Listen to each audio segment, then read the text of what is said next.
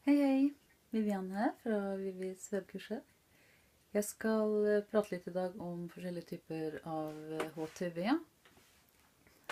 Det er altså heat transfer vinyl, som er sånn vinyl som man presser med hjelp av varme over på tekstiler. Så man kan bruke strykejern, eller en strykepresse, eller en trykkpresse, eller hva skal jeg si, vinylpresse, som er spesielt lagd for tekstiler. Og det finnes jo masse forskjellige typer da, selvfølgelig. Den mest vanlige er jo den her,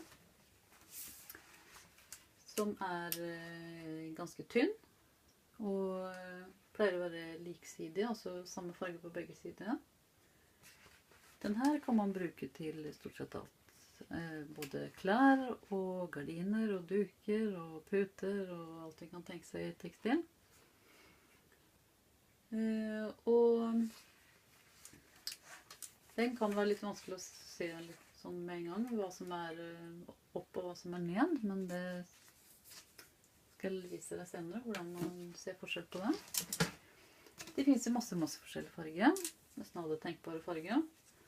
De kan også være hvit på baksiden, som den her er. Da er det litt lettere å se hva som er opp og hva som er ned, hva som er vinyl og hva som er plast. Og det finnes jo masse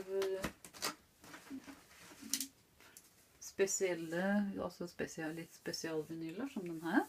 Som jeg har satt en liten lapp her, for sikkerhets skyld, så jeg husker hvilken som er hvilken. Der står det Glow. Det er også en Glow in the Dark, som lyser i mørket. Litt kult til for eksempel sånne her dødskaller, eller stjerner, eller spøkelser kanskje, eller noe annet morsomt. Så den lyser altså i mørket. Den kan man jo sette på som en liten overraskning til noen, kanskje. Og så har man sånne som er med, jeg vet ikke hvor godt det synes her.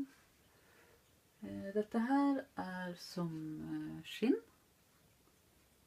Altså skinnstruktur. Og det finnes også kjøp i andre typer strukturer.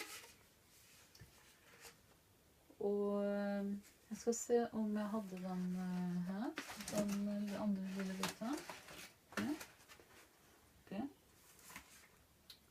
Det finnes også, skal vi se, det skal finnes en til med struktur på. Kanskje nå. Og ellers så finnes det jo glitter.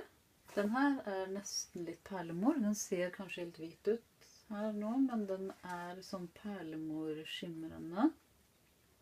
I litt sånn rosa, grønnaktig glitteren nesten.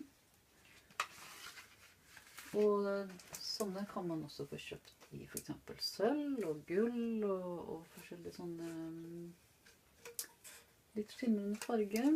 Og de her er jo veldig fine, små prikker, liksom. Men det finnes også de som har litt større, sånne som ikke er prikker lenger. Det er sånne små flak. Den her er bare rød. Og så finnes det sånn som for eksempel er gull og andre farger sammen, blandet. Og så finnes det sånne som er enda større flakes. Den skifter også litt forskjellige farger enn det jeg har her. Og så finnes det noe som heter stretch, som er veldig fint til luer for eksempel, eller sokker, eller andre sånne som kommer til å strekkes litt. Finnes det en egen vinyl som heter stretch. Den har jeg dessverre ikke hjemme akkurat nå. Og så finnes det, skal vi se, jeg skal bare sette tilbake litt her nå, så ikke det begynner å ramme meg til å gjøre det. Og så finnes det refleks. Refleks finnes i masse forskjellige farger. Og det kan man jo da enten bruke som avvikende farge, så det syns litt. Eller så kan man jo sette for eksempel hvitt på en hvit jakke, eller svart på en svart jakke. Så syns det bare når det er mørkt, og noen lyser på den. Jeg satte svart på en hoodie. Og du ser, den er også veldig svart. Og det syntes jo da ikke at jeg hadde skrevet en tekst og presset fast på jakka. Og det så han ikke for det var noen som tok bildene med blits. Så dette her kan jo være fint å ha, men har en svart kåpe for eksempel, eller en svart jakke eller noe sånt, så kan man ha på svart refleks. Det høres helt rart ut, men det fungerer faktisk. Den jeg reflekterer akkurat som en vanlig grå eller hvit refleks. Så det kan jo ha litt nytte av også. Så skal vi se, jeg hadde noen ferdige produkter her. Dette her er vanlig, den her er vanlig første jeg hadde. Den, en sånn, vanlig tynn, myk. Det er veldig fint i sånne små bokstaver og detaljer og sånt. Og så kan man ha litt mer glitter til ungene kanskje. Litt gullkroner og stjerner og sånt med litt glitter i. Det var litt kult, så man kan jo blande og ha forskjellige typer på samme.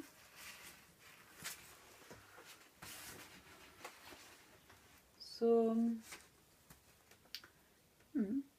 det går også å sette det på andre ting enn stoff. Bare som en liten idé. Så det kan du også prøve. Det skal helst ikke være for glatt materiale, for da sitter det ikke. Men er det litt porøst eller litt struktur eller noe, så kan det sitte veldig bra. Så ja, det var en liten introduksjon til hva som finnes. Det finnes også mønstrede, for eksempel.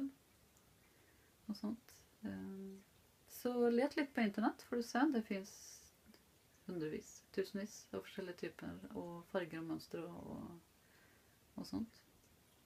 Det finnes noe for enhver smak. Ok? Ha det bra.